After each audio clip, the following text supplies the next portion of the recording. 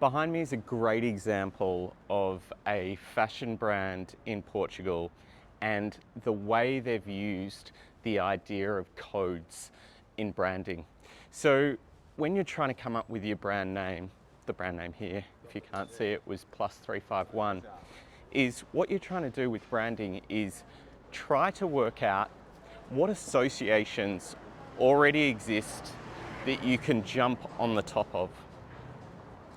And those associations will help communicate what your story is or what's important about your story. So there, the name +351 is the name of a clothing brand.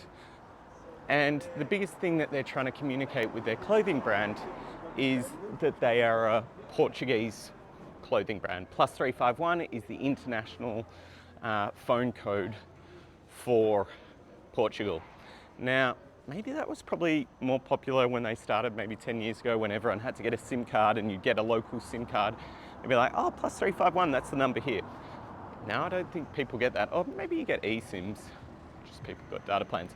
But the important thing is when you're coming up with your brand name, colors, taglines, you want to jump on the back of any associations, weighted associations that already exist.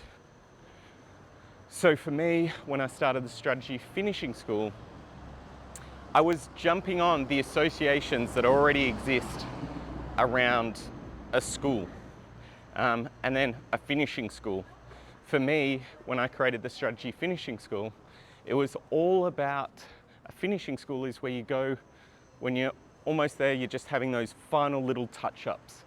And to me, that really spoke to who I wanted to come into the strategy finishing school. It wasn't for people who had never worked in strategy. It was people who are working in strategy right now. They're building those decks, they're putting all those pieces together. And they just needed those final touches. They needed a couple of new frameworks, or they just needed to be taught the fundamentals because they'd never been taught the fundamentals.